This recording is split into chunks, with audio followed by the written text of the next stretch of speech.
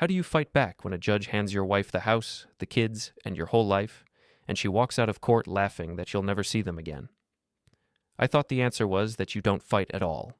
You just disappear into my late mother's old house in Ohio and learn to live with it. Then I found the safe behind her basement furnace, spun my own birthday into the dial, and opened a letter that quietly changed everything. Before we dive deeper into this story, I have one small request. Please subscribe, drop a like, comment, and hit that hype button to boost this channel so more people can discover these incredible stories. My name is Mark Ellis, and the day a judge took my kids in my home felt strangely quiet to me. People imagine courtrooms as loud and dramatic. In reality, it was just a tired room with dry air and tired faces. Papers shuffled, shoes scratched the floor. Somebody coughed behind me. The judge read from a stack of documents in a flat voice. My whole life was broken into numbers and lines, dates, payments, assets, percentages. No one asked how it felt. On one side of the room, my ex-wife sat straight and perfect. Erica wore a fitted blazer and just enough makeup to look like she had it all together. Her lawyer sat close, pointing at parts of the file, whispering things. On my side, it was just me and a cheap suit that did not quite fit right anymore. The judge said that primary physical custody of Lily and Noah would go to Erica. The judge said I could see them on a strict schedule, supervised for the first months, with video calls if Erica allowed it. The judge said Erica would keep the house in Orange County, the one worth $4.2 million, because it was in both our names and the children needed stability. The judge also said that based on my income, I was to pay a certain amount of child support and a share of the debts. The numbers rang in my ears, but my mind was blank. I just nodded. The judge looked at me as if waiting for a reaction. I only said that I understood. Erica's lawyer talked about my job loss earlier that year, about the time I spent living in a small rented condo after the separation. They painted a picture of a man who could not provide the same life he used to. They used words like inconsistent and unstable. They said Erica was the main parent, the one who handled school, appointments, and activities. I did not argue. I knew how it would sound. A quiet man with no house and no job, versus a woman with a big home and a growing online brand. When the judge hit the desk with a small tap to close the session, everyone moved at once. Papers went into folders, chairs scraped back, people stepped around each other like in a crowded hallway after class. The decision was made. There was nothing to appeal that day. It was over before my feelings caught up. Outside the courthouse, the sun was too bright. The building's stone columns cast long, sharp shadows. A few people smoked near the curb. Lawyers checked their phones. I saw Erica near her SUV, already talking with her friend and her lawyer, smiling in that way she used for photos. Lily and Noah stood near the back door of the car. Lily was 12, tall for her age, with Erica's hair and my serious eyes. Noah was 9, still small, shifting his weight from foot to foot like he wanted to run but did not know where. They saw me and froze. I walked over and said I wanted to say goodbye. I told them I would call them at the time the judge allowed. I kept my voice steady because I did not want them to see me fall apart. Erica stepped closer and told me in a low, sharp voice that the court might say one thing, but in reality I would hardly see them. She said she would make sure of it. She told me that I needed to understand that this was her family now and that I should step aside. Her friend laughed. Her lawyer looked down at their phone. I looked at my children instead.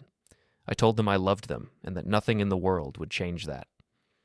Lily's eyes were wet, but she tried to look brave, like her mother. Noah clung to his backpack strap and asked if I was going far away. I said I was going to Ohio for a while, to their late grandmother's house. I said it was to get back on my feet. Erica said loudly, for everyone around to hear, that I was running back to my mother's basement. She said I would never really be part of their new life. Her words stung, but I let them pass through me. I had no energy left to fight in a parking lot. I watched as she herded the kids into the SUV. Lily looked back once through the tinted glass. Noah lifted his hand in a small, quick wave before the door closed. Then the car pulled away, leaving me in the heat and the smell of exhaust. That same night, I packed my few things into 2 suitcases. My rented condo was almost empty already. I had sold most of what I owned just to keep up with fees and bills while the case dragged on. The big house in Orange County, the one I had helped buy, was now fully Erica's, at least on paper. I slept badly on a thin mattress and set an alarm for the first flight out. The next morning, I boarded a plane to Ohio. No one on the flight knew that I had just lost my children's daily presents. To them, I was just another middle-aged man in a wrinkled shirt, holding a worn leather folder in his lap. I watched clouds slide past the small window and tried not to think about the walls of the California house, the kids' rooms, the framed pictures I had left behind.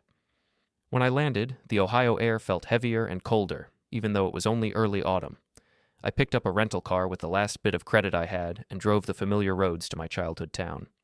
Everything looked smaller than I remembered. The grocery store, the school, the old movie theater with faded posters in the windows. My mother, Maggie, had passed away 2 years before. I had come back briefly for the funeral. In my memory, the house was still full of her warm presence, her blankets, her old radio playing in the kitchen.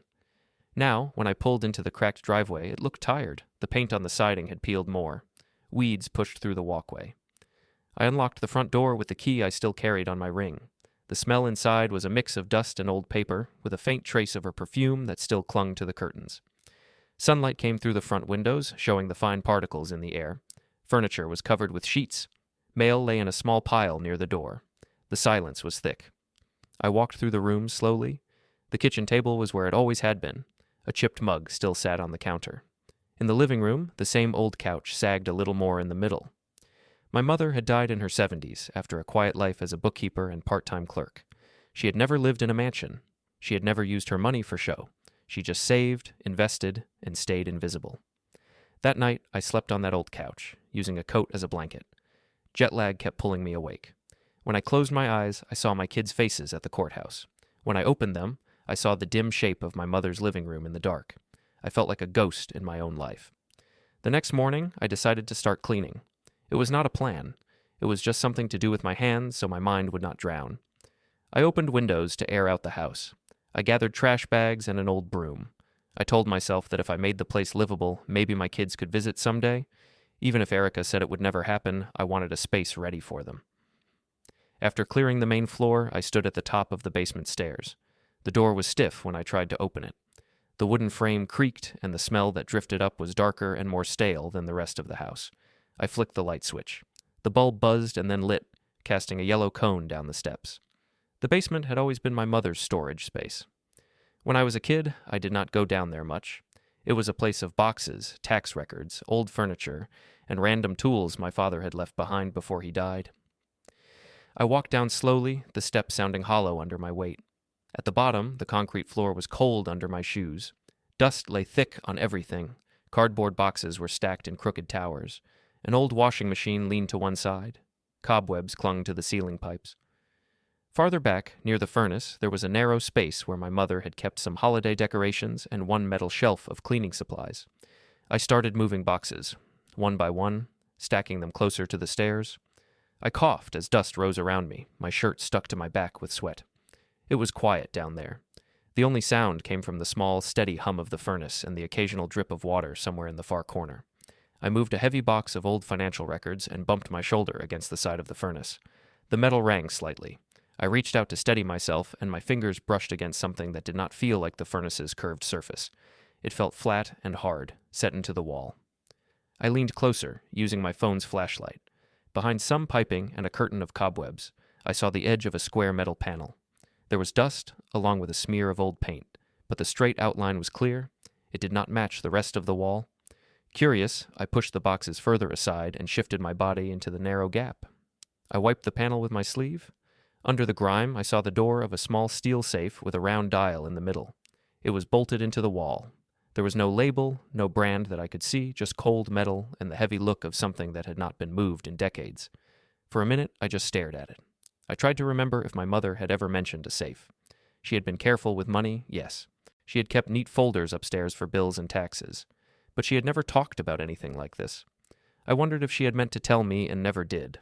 I wondered what could be inside. Old savings bonds, photos, maybe nothing at all. I reached out and ran my fingers over the dial. It was rough along the edge, the numbers worn down in places. As I brushed away more dust, I noticed faint scratches above the dial. At first they looked random, like someone had bumped it with a tool. But when I angled my phone light just right, I saw that the scratches formed 4 numbers, written small and shallow into the metal. It was my birthday, month and day. The sight of those numbers made the hair on my arms stand up. My mother had never been careless with details. If she scratched my birthday into a safe, she wanted me to find it. She wanted me to try that combination. I felt my heart start to beat faster, but my mind stayed strangely calm, like I was following a set of instructions in a manual. I placed my hand on the dial. The metal felt cool against my skin, even in the warm, stale air of the basement. I turned it slowly to the first number, listening to the quiet clicks inside. Each small sound echoed around the concrete room. Then I turned it back past 0 and moved to the second number, then the third and fourth, tracing the sequence of my own birth date. When the last number lined up under the small marker, I stopped and held my breath. For a second, nothing happened. Then, with a low, solid sound, something inside shifted. The safe gave a dull, heavy click that seemed much louder than it should have, rolling through the basement like a distant door closing. For a few seconds after the click, I just stayed there with my hand on the dial, waiting for something else to happen. The safe did not swing open by itself. It just sat there, silent and solid in the wall. The air in the basement felt thick. Every sound seemed too loud, even my own breathing. I wrapped my fingers around the small handle and gave it a little pull. It did not move. For a moment, I thought I had done the numbers wrong. Maybe the click was nothing. I felt stupid and suddenly very tired. I let go of the handle and leaned my forehead against the cool metal of the safe door. My back hurt from bending over boxes. My head hurt from the long day, the long year, maybe the whole last decade. I realized I had not eaten anything since the morning. The idea of dealing with whatever was inside that safe, on top of everything else, felt like trying to lift a car with my bare hands. I stepped back, wiped dust off my palms onto my jeans, and told myself I would come back to it later. It was not going anywhere. Whatever my mother had hidden there had waited for years. It could wait another evening. For now, I needed food, water, and a moment where my life did not feel like a court document. Upstairs, the house felt less heavy than the basement, but only a little. I opened some cupboards and found old canned soup and a box of crackers that was still within the date. I heated the soup on the stove. The burner clicked and then lit, which felt like a small success. I ate at the kitchen table, staring at the same wood grain I had stared at as a kid. My mother had kept this house tidy, even when she did not have much. She worked as a bookkeeper at a local shop, then at a small bank. She never made a lot, but she understood numbers. She understood how to make a little stretch. She understood how to disappear into columns and rows and keep other people's chaos under control. Erica had been the opposite. When I met her, I was 34 and she was 27. I was at a tech conference in Los Angeles. I had a steady job as a software engineer, good but not flashy. She was working a booth for a marketing company. She smiled bright when people walked by and pulled them into conversations. I remember thinking she lit up the room. We talked over weak conference coffee. She told me she was tired of small clients and wanted big brand work, big campaigns, big cities. I told her I was from Ohio and had only been in California a few years. She called me the quiet Midwest guy and laughed. It did not sound mean then. It sounded curious. I paid for our drinks. It seemed like nothing, but over time, there were a lot of little seemed like nothing moments that went one way. I was always the one who picked up the check. I was always the one who drove. I was always the one who stayed late at work to make sure money kept coming in while she chased something bigger and shinier. Back then, I was proud of her drive. She took classes to learn more about social media strategy. I covered more of the rent so she could cut back on hours and take unpaid internships with larger firms. When we got married, I dipped into the savings I had from my father's small inheritance. It became our down payment on our first place together, a small townhouse. Erica liked the townhouse. She loved the idea of a house, but she always said it was just a starter, like a cheap dress you buy on sale before the real one. She showed me photos on her phone of big homes in Orange County with views and pools and bright white kitchens. She said she could see us there one day, with my brand big enough to match it. I worked longer hours. I took on extra projects. When a recruiter called about a higher paying but more stressful job, I said yes for her. She said she appreciated it. She hugged me, kissed my cheek, and told me I was the rock that made everything else possible. As the years went on, the words changed. When the kids came along, she started telling people that I was such a solid provider in a tone that sounded more like a line than a compliment. At parties, when I wanted to go home early because I had work at 7 the next morning, she would tell her friends I was old man tired. They laughed. I tried to laugh too. I remembered one birthday party in particular in our backyard.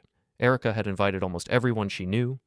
There were fairy lights, a rented bartender, and people posting photos every 5 minutes. I had grilled for hours in the sun, making food for everyone. When I finally sat down with a plate for myself, a group of her friends came over. They asked how the retired dad life was, even though I was working full-time. One of them said it must be nice to have a wife who was the real future earner. Erica, with a drink in her hand, said I made a good house statue. Quiet, sturdy, in the background. They all laughed. I felt my face get hot. but I only smiled and said I was fine with it. I told myself it was just a joke. I did that a lot.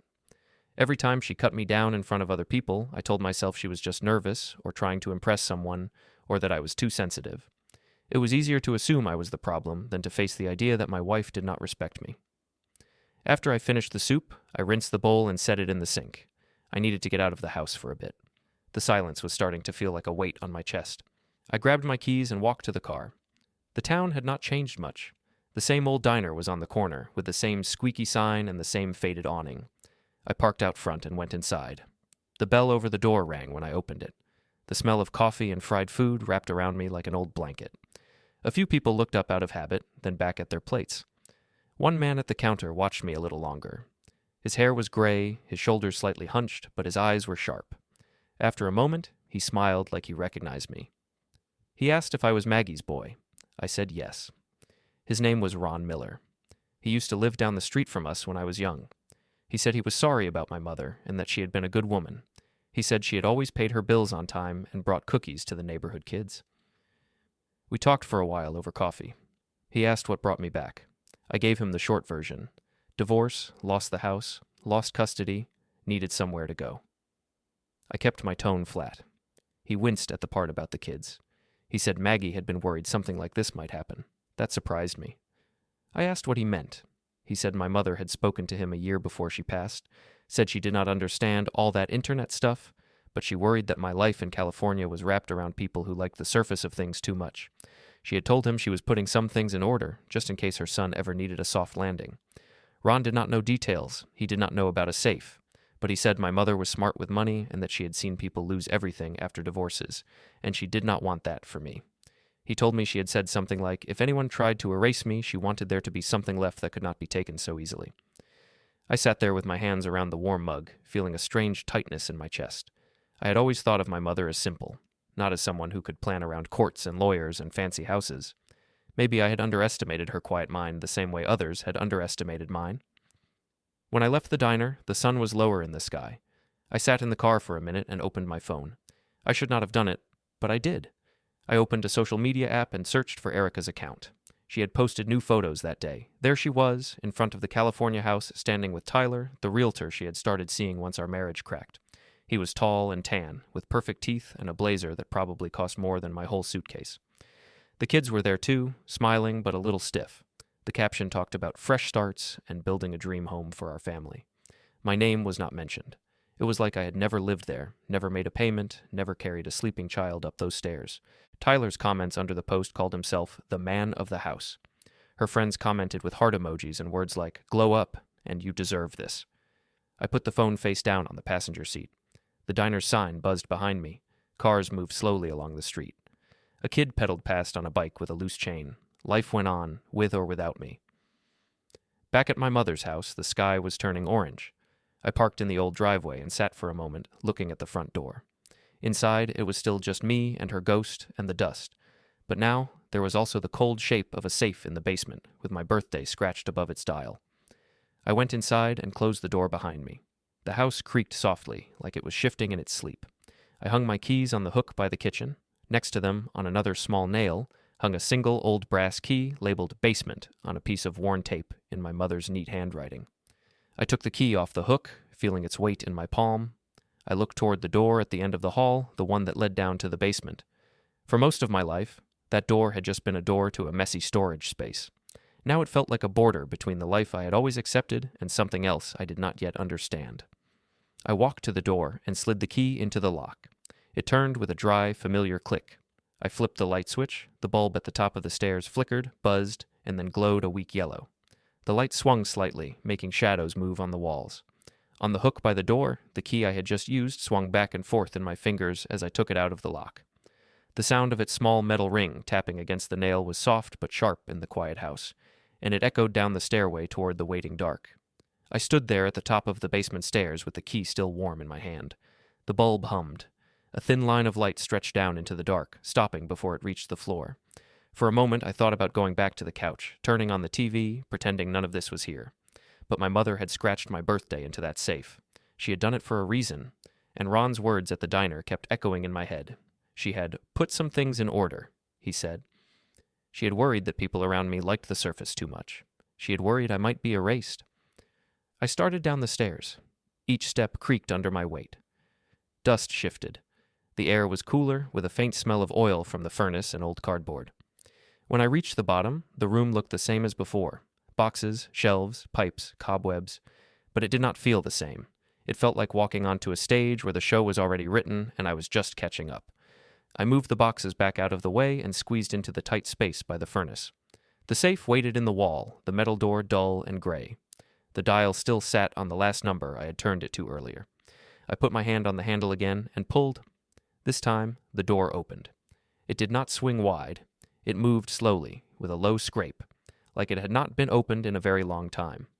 Cool, stale air puffed out from inside. I pulled it all the way open and aimed my phone flashlight at the dark interior. Inside, everything was neat. That was my mother. On the top shelf lay a thick envelope with my name written in her careful, straight handwriting. Mark. Under it were 2 small stacks of notebooks held with rubber bands, a metal tin full of old keys, and several flat folders tied with string. Nothing was thrown in at random. It looked like a tiny filing cabinet inside the wall. I reached for the envelope first. The paper was yellowed a little at the edges. My name on the front was in blue ink. She had probably written it years ago.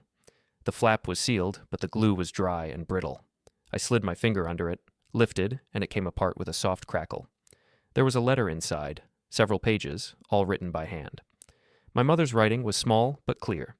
On the first line in the center, she had written, "If you're reading this, something serious has happened." My throat tightened. I sat down right there on the cold concrete, my back against the wall, and held the pages with both hands. The furnace hummed behind me. I started to read. She wrote that she hoped I would never have to open this. She said that if I was reading it, then she guessed I had lost something big. She wrote that she prayed it was only money, not health, not my mind, not my children. She said that maybe she was gone by now, and that she was sorry she could not talk to me in person. She reminded me that she had been good with numbers all her life. She said that while I was busy building things with computers and raising a family in California, she had been quietly arranging her own affairs. She wrote that when my father died, she had realized how fast everything can change, and she did not want me to be caught off guard the same way. She wrote that when I told her about the house in Orange County on the phone, she had been happy for me. She had also been nervous. She had heard the way Erica talked in the background sometimes. She had heard the jokes about me being the boring one and the steady one. She had listened very carefully. She wrote that she believed in me, but she did not fully trust Erica. She did not like how much Erica talked about image. She did not like that Erica always seemed to want bigger, brighter, more. She said it reminded her of customers she had seen at the bank, people who spent money they did not have to look richer than they were. She said that when I told her we were buying the big house, she wanted to help, but she did not want to just hand me a check and hope Erica would be fair if things went wrong. So she spoke to a lawyer in town, a man named Arthur Klein. She wrote that Arthur helped her set up an arrangement with an LLC and a trust she funded instead of simple cash gifts. She wrote that the money she put toward the house did not come directly from me or Erica as a couple. It came from her through that structure. On paper, the house was tied to her in a way that could matter if a court ever tried to split it like any other marital asset. She said there were rules about how it could be used, especially involving me and the grandchildren. She did not go into legal terms. She did not write numbers or section lines. She just said that she had done what she could to make sure nobody could use her money to push me out of my own family. She wrote that if anyone ever tried to use the house to keep me from my children, I should talk to Arthur before I accepted that it was over. On the last page, she told me not to give up on myself. She wrote that being quiet did not mean being weak. She reminded me how, as a kid, I had always stayed calm when other kids got into fights. I had stepped away and watched. Then I had fixed things later with simple, thoughtful moves. She wrote that adults were just kids with more money and more fear, and that sometimes the same approach still worked. At the very end, she wrote a small note under her signature. Arthur's card is in the safe too. Please call him before you let anyone tell you that you have nothing. I finished reading and let my hands fall to my lap, the pages resting against my knees. The basement felt even quieter now. It was like the whole room was listening to her words along with me. I thought of the judge's flat voice dividing up my life. I thought of Erica laughing in the parking lot and telling me I would never really see the kids again. I thought of Tyler calling himself the man of the house under a photo of my children, in front of the front door I had worked so hard to afford. For the first time since the court hearing, I felt something that was not just pain or numbness. It was not rage either. It was something colder and more focused. a small, sharp point inside me, like a needle finding a vein. Not to destroy, but to deliver. I set the letter aside, carefully folding it back along the original creases. Then I looked back into the safe. On top of the notebooks was a small stack of business cards, held together with a paperclip. The one on top had the name Arthur E. Klein, attorney at law, printed on it, with an address in town and a phone number. My mother had written a tiny note on the back in blue ink. Trust and House, see him. Next to the cards was a small leather-bound notebook. I slid it out and flipped through quickly. It held old savings account notes, some numbers that did not mean much to me without context, and a list of dates. Near the end, she had written the date of our house purchase in California, and next to it, a line that simply said, "Wired from Trust, see Arthur file." I did not know exactly how any of that worked, but I knew one thing. The story Erica and her lawyer had told in court about the house being simple marital property was not the whole story. Even I had not known that. I had walked into that courtroom already half erased by my own ignorance. Now I understood why my mother had hidden a safe behind a furnace and scratched my birthday into it. She knew me. She knew I would never go looking for leverage unless I had lost everything else first. She knew that if there was any way to stand my ground in a legal, clean way, I would need it spelled out and left in my path. My phone buzzed in my pocket, making me jump. The sudden sound was too loud in the quiet basement. I pulled it out and saw a notification. Another photo from Erica's account, auto-pushed by the app. This one was a short video clip of the kids by the pool. Music played in the background. Tyler's voice said something about the kind of life hard work deserves. I watched Lily push hair from her face and smile at the camera without much joy. Noah tried to do a silly splash, but Erica cut the video before he could. Probably so the shot would look cleaner. It made my chest hurt. I closed the app. I opened the phone dial instead. My thumb hovered over the numbers. Calling a lawyer felt like admitting I was starting a fight. I have never liked fights. But my mother's words were fresh in my mind. Talk to Arthur before you accept that you have nothing. I typed in the number from the card. Each tap sounded sharp in the basement. I pressed call and lifted the phone to my ear. The line rang once, twice, 3 times. I stared at the open safe while I waited. The folders inside sat quiet, full of things I did not yet understand. The furnace hummed. The bulb above me flickered just a little. On the 4th ring, there was a click. A recorded voice said I had reached the office of Arthur Klein and that the office hours were listed and that I could leave a message. I hung up before the tone. I did not want to spill my whole story into a machine. I looked down at the card again. There was a second number printed in small type under the first. A direct line. Maybe his cell. My mother had circled it in pen, then underlined it once. This time, I did not hesitate. I dialed the second number. The phone rang once, then twice. The sound echoed off the concrete walls. My hand felt steady. On the 3rd ring, just as I heard the tiny click that meant someone might pick up, my phone jolted in my hand. A second call flashed on the screen, pushing over the first. It was from a local Ohio number I did not recognize, labeled only as County Offices. The 2 choices lit up in front of me at the same time, and for a moment, with the open safe at my back and my mother's name on the letter in my lap, I just stared at the glowing screen, caught between them. The sound of the 2 calls on my screen pulled me out of my thoughts. Arthur's direct line was still ringing in the background, but the county office's call kept flashing on top, demanding a choice. For once in my life, I did not overthink it. I took the county call. There was a soft click, then a woman's voice. She said she was calling from the local records office about my mother's estate file. She apologized for the delay and said they were finalizing some things now that certain time limits had passed. She asked if I was still at my mother's old address in town. I told her yes, temporarily. My voice sounded strange to my own ears, like it was coming from someone else's throat. She confirmed my name and date of birth. Then she said I was listed as the successor trustee for something in my mother's file. She mentioned the name of the trust, which I recognized from the letter, and asked if I had already been in touch with the lawyer on record, Arthur Klein. I stared at the open safe. I told her I was trying to reach him right then. She said that was good, that he would explain it better than she could. All she needed was to confirm my contact information and note that the notices she sent had reached me. She sounded like she was reading from a script, but there was a kind tone under it. After we hung up, I sat for a long moment with the quiet again. My other call had dropped. Arthur's number was no longer on the screen. I could hear my own heartbeat in my ears. I looked down at my phone, then at the business card in my hand, then at my mother's letter.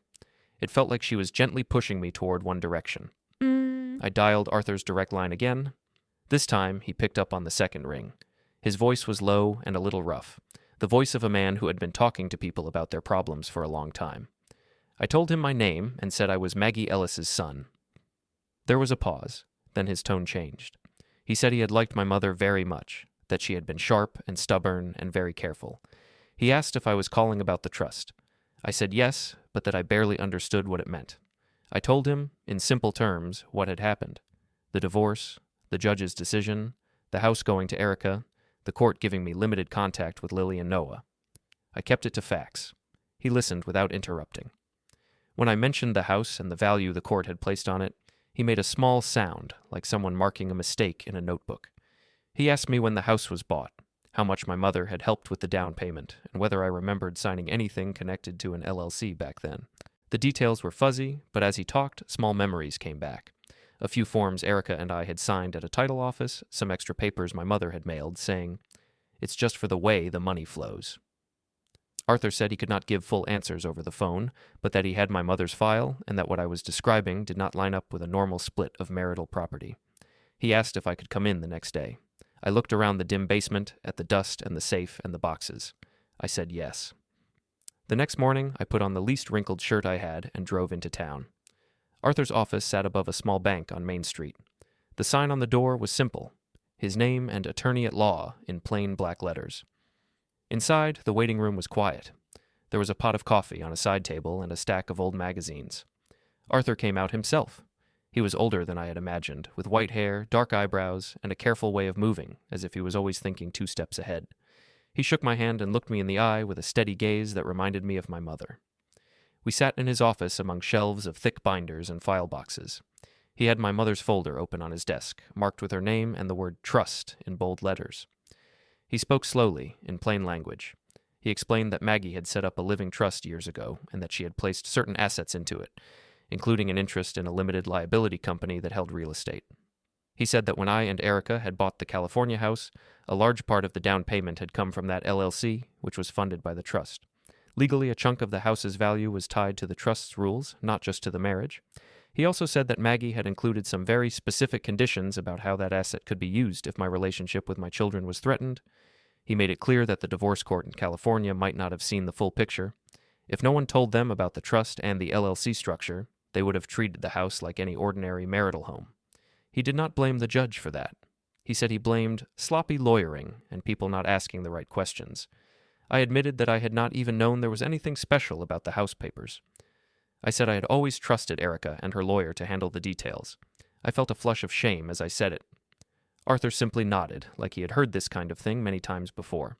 He told me the first step was to gather every document we could: the divorce decree, the property records in California, the LLC filings, and any emails or messages where my mother or Erica had discussed the down payment. He asked me to sign some authorization forms so his office could request copies. I signed where he pointed, the pen feeling heavy in my hand. While we waited for some of those records to come in, he suggested that I start writing out a timeline of events: when I met Erica, when we married, when we bought the first house, when my mother sent money, when we upgraded to the big place, and when things began to fall apart. He said details might matter later, even if they seemed small now. I left his office with a folder of notes and a strange mixture of dread and hope in my chest. I did not know yet what could be fixed, but for the first time since the court ruling, I felt like I was not standing in quicksand. There was at least a solid piece of ground under one foot. I did not want to try to work at my mother's house with its heavy silence and old ghosts. So I drove to a small co-working space on the edge of town that rented desks by the day. It was mostly empty, just a couple of freelancers with headphones on and one woman in a corner doing video calls. I took a seat near the window and opened my laptop. I started building the timeline like Arthur had asked. I wrote out dates in simple lines: the year I met Erica at the conference, the year we married, the year Lily was born, the year Noah arrived. I added the date we bought the first townhouse, the date we sold it, the date we closed on the big California house. Another line for the year my mother had wired money, which I found by searching old emails. As I wrote, I saw patterns I had not noticed before. Every leap we made in lifestyle matched a moment when I had stretched myself thinner at work or when my mother had quietly stepped in with help. Every time Erica's business took a risk, there was a steady support under it. My overtime, my salary, my mother's savings. All the shine sat on top of the quiet work of other people. On a break, I opened social media again. It was a bad habit, but also a kind of reconnaissance now. I searched for Erica and Tyler's latest posts. There they were, posing in front of the big house again. This time, he was holding a glossy brochure and she was in a white dress, all smiles. The caption talked about an upcoming property launch event at our forever home. They were inviting clients and potential investors to a party and open house. There would be a tour, food, live music, and a live streaming segment for Tyler's real estate brand. He called it an exclusive look into what it means to build a high-value family asset. He tagged Erica's account and used the kids as props again in a short pre-event video. In the comments, someone asked about me. They used my first name and wrote, "Wait, isn't this Mark's old place?" Erica replied that Mark has moved on and that he was back in the Midwest, finding himself now. There was a laughing emoji next to it. It felt like a line from a show, not a real person's life. I set the phone down, took a breath, and went back to the timeline. I added the date of the court ruling. I added the day I found the safe. I added call from county records and first meeting with Arthur. Seeing it all in order made it feel less raw and more like a problem to solve. Later that week, Arthur called. His assistant had received the divorce decree and some of the property records. He wanted me to come in again. In his office, he had more papers spread out now, all with my name and Erica's name and the address of the California house. He explained that, from what he could see, the court there had not considered the trust's interest at all. On every line that talked about the property, it treated the house as if it were only owned by me and Erica, not connected to any other entity. Arthur said that was a problem. Not my problem, he added. Their problem.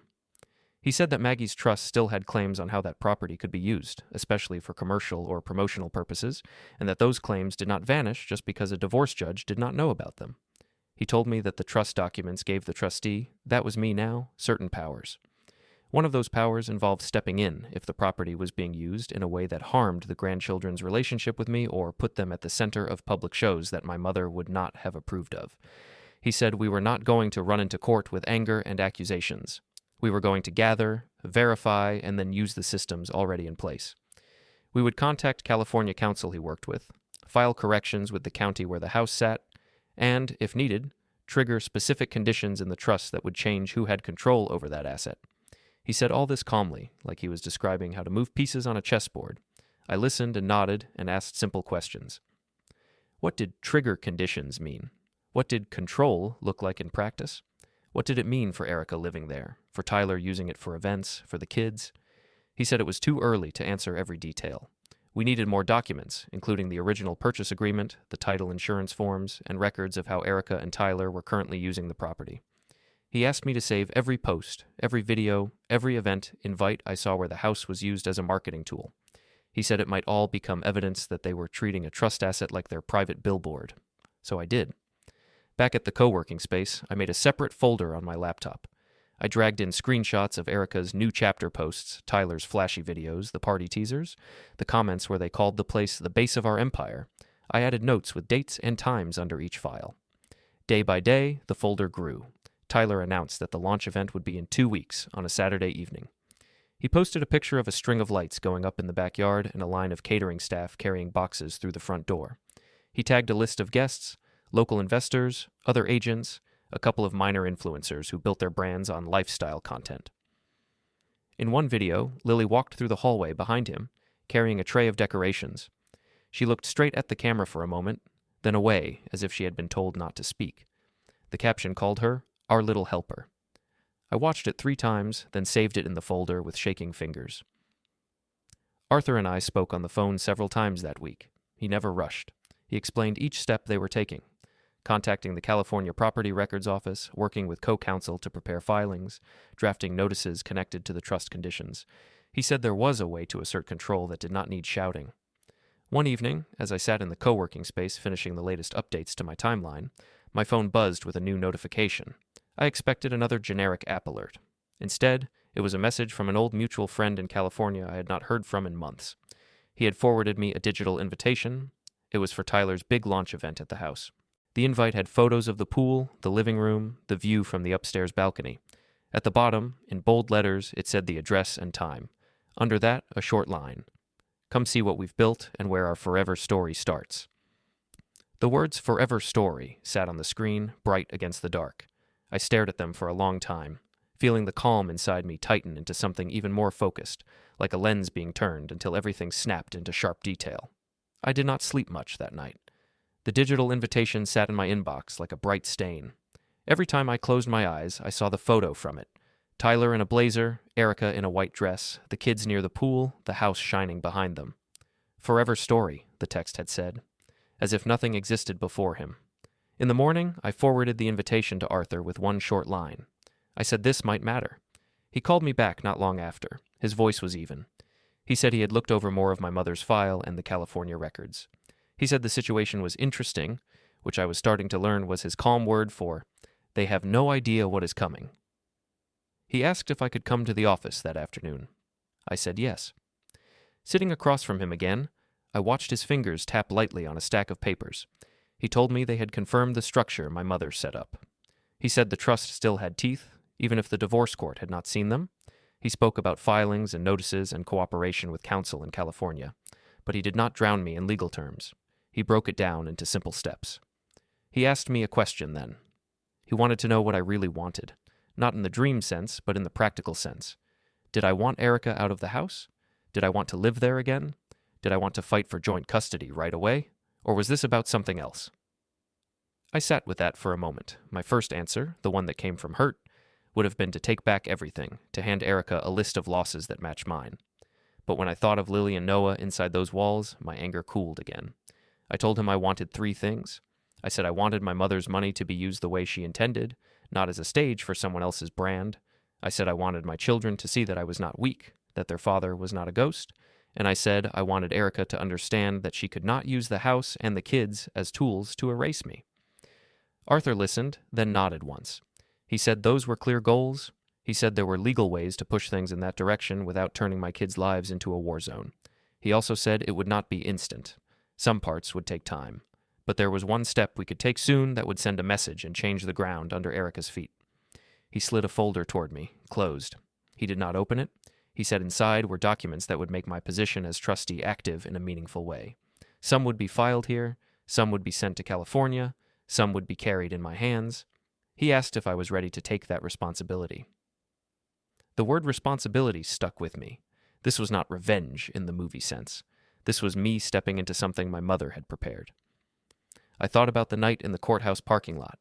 I thought about Erica telling me I would never see my kids again, while standing on a front walk that had been partly paid for by the woman whose handwriting was now in my lap. I said I was ready. He handed me a pen and pointed to lines marked with sticky tabs. I signed my name again and again, each signature a little steadier than the last. I did not ask him to read every line out loud. I trusted that he understood the mechanisms and that my mother had trusted him for a reason. I just asked him to tell me, in simple words, what my actions meant. He said they meant I was moving from being a victim of other people's decisions to someone who made decisions himself. He said I was no longer just the silent party in someone else's story. We set a date, the same date as Tyler's launch event. Arthur said he would coordinate with the California team.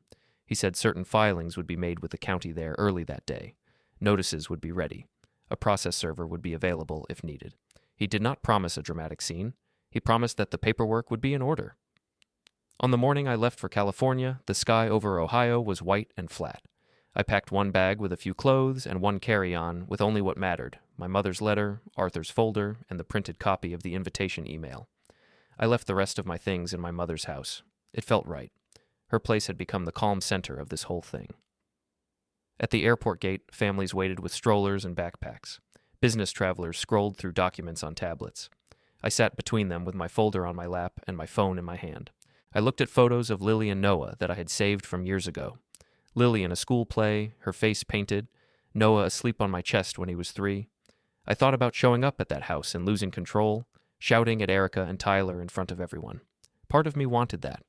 A larger part knew that was exactly what they expected from weak men when cornered. Loud, messy, easy to dismiss. I did not want to give them that picture. On the plane, I watched the land drift by under the small window. Ohio's fields turned into mountains, then desert, then the crowded lines of Southern California. My mind stayed strangely clear. Every now and then, a what-if tried to creep in. What if the plan failed? What if the filings were ignored? What if Erica twisted this too? Each time, I went back to my mother's letter in my head. She had not promised that I would win. She had only given me tools so I would not go down without being seen. When I landed, the California heat hit me hard. It smelled different from Ohio, a mix of car exhaust, ocean air, and something sharp from the dry plants. I rented a cheap car from a company that barely checked my ID and drove straight to the county offices where Arthur's California contact had told me to go. The building was plain concrete with glass doors. Inside, the air conditioning hummed. People lined up at windows, holding folders, envelopes, plastic number slips. It felt like any other government place. Tired clerks, fluorescent lights, the sound of quiet frustration. I went to the counter I had been told to find. I gave my name. The clerk checked a list and nodded. She took the envelope Arthur had given me, the one with specific instructions written on the outside. She said certain documents had already been received electronically from Ohio and that my packet was the last part needed. She took it to a back room. I waited. My palms were damp. A TV in the corner played some local news on mute, showing beaches and traffic. After a while, she came back with a stack of papers. Some had stamps, some had barcodes, some had stickers with dates. She slid them into a new envelope and pushed it across the counter toward me. She said that the filings were recorded. She said copies had been sent to the appropriate offices. She said any further questions should go through the attorneys. She spoke like it was routine for her. For me, it felt like a line had been crossed somewhere on a map I could not see. I left the building with that envelope in my hand. The sun outside was blinding. Cars honked. A bus pulled away from the curb with a hiss. I stood on the sidewalk for a moment, holding the thick envelope against my chest like it was something alive. My motel was a low gray building near the freeway, not far from the neighborhood where the big house sat. The room smelled faintly of cleaning fluid and old smoke. The carpet was worn. The bedspread had a pattern of shapes that almost hid the stains. I set my folders on the small desk and sat on the edge of the bed. Through the thin walls, I could hear muffled voices and the buzz of a TV from the next room. I closed my eyes and listened. I could almost imagine I was still back in Ohio for a moment. My phone buzzed in my pocket. I pulled it out, expecting another automated reminder or a junk email. Instead, I saw a text from an unknown number. My heart jumped when I read the name under it. Lily. She wrote that she had gotten my new number from an old message on my phone account. She said Mom had told her not to bother me while I was sorting my life out, but that she wanted to say she missed me. She said there was going to be a big thing at the house that night and that everyone was stressed. She wrote that she wished I could see it because everything looked so different. I stared at the words. She did not ask me to come. She knew better, or thought she did. But the wish was there. It was enough. I typed back carefully. I told her I loved her. I said I was in California for a little while and that I hoped we could talk soon. I did not mention the event. I did not mention paperwork. I did not mention the trust. I just wrote that she should remember that nothing she had done had made me leave. After I sent the message, I turned my phone face down on the bed. The little blinking light still pulsed through the thin fabric, but I ignored it. I stood up, went to the bathroom sink, and splashed water on my face.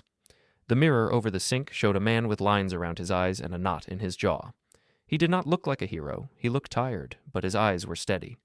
As the afternoon slipped into evening, I changed into a plain button-down shirt and my best pair of jeans. I did not have anything fancy left. I did not need it. I gathered the envelope from the county office and Arthur's folder, checked that my mother's letter was still in its place, and slid everything into a simple black messenger bag. Outside, the sky was turning orange. The air was cooling, but still held the heat of the day. I got in the car and drove toward my old neighborhood. Each turn felt both familiar and foreign. I passed the park where I used to take the kids. I passed the coffee shop where Erica had once pitched her ideas to early clients, using me as a practice audience. As I turned onto the long street that led to the house, I heard it before I saw it. Music. Loud, pulsing bass, thumping from rented speakers. The closer I got, the more I could see the glow of string lights in the distance, stretching over the front yard like a net of stars. Cars lined both sides of the street. Valet attendants in vests jogged back and forth between the curb and the driveway. People in nice clothes walked up the path, laughing, holding gift bags and bottles of wine. Phones were already out, cameras already pointed at the house. I parked a block away and finished the walk on foot. As I came closer, I saw my old home fully lit up, looking even more like a showroom than a place where children slept. A banner near the entrance bore Tyler's real estate logo. A photographer stood near the walkway, snapping photos of guests as they arrived. For a moment, I stood across the street and watched. No one noticed me. I could have turned around and gone back to the motel. I could have told myself that the filings were enough, that whatever happened next would happen on paper, far from here. But then I saw, through the open front door, a small head of familiar hair at the top of the stairs. Lily, in a dress, looking down at the crowd like she was stuck in a scene she did not quite understand. I tightened my grip on the strap of my bag and stepped off the curb toward the house, the bass from the speakers vibrating in my chest as I moved into the bright light of the driveway. The valet stepped in front of me and asked if I was on the list. I told him I was just there to see the owner. I said it in a calm, flat voice. He looked me up and down, saw the plain shirt and worn shoes, and hesitated. Before he could stop me, I walked past him and onto the driveway. People turned, annoyed at first, then curious. They saw the bag over my shoulder and probably thought I was staff, or a late vendor. I moved toward the front steps. The music pounded in my chest. Lights wrapped around the pillars made the house glow like a movie set. Erica appeared in the doorway, all white dress and smooth hair. For a second, she did not recognize me. Then her face tightened. She stepped forward and told me I had no right to be there. She said this was her event, her home, her life. Behind her, Tyler appeared with a drink in his hand and a grin that said he still thought this was funny. He asked me if I had gotten lost on my way back to the Midwest. I let their words pass over me. I said I was there as the trustee of the owner's estate and that we should handle this carefully. They laughed. Tyler told a few guests nearby that I was the bitter ex who could not let go. Phones lifted. People smelled drama. That was when a sheriff's cruiser rolled slowly up to the curb. The music did not stop at first. Only a few people noticed. Then a uniformed deputy stepped out, followed by a man in a suit holding a thick envelope. They walked up the path, past the stunned valet, and asked for Erica by full name. She nodded, confused. The man in the suit identified himself as a process server. In a calm, practiced voice, he said he was serving notices on behalf of the Mark Ellis Trust and its successor trustee.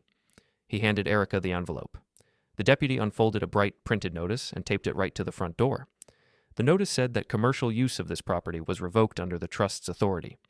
It said any agreement Tyler had made based on using the house as collateral or a promotional stage was now in question. It cited filings recorded that morning. It named me as the person with power to enforce those terms. I did not raise my voice. I simply explained, for anyone listening, that my mother had never meant her money to become a weapon against me or a prop for someone else's brand. I said the house was still subject to her conditions, and those conditions were now active. I added that future support tied to her funds would bypass Erica completely and go straight into accounts for Lily and Noah when they were older. Tyler's face drained of color as his phone lit up with messages. Guests checked their screens, whispering. A couple of investors slipped toward the street, already leaving. The music finally cut mid-song, leaving only the hum of the speakers and the murmur of uncomfortable voices.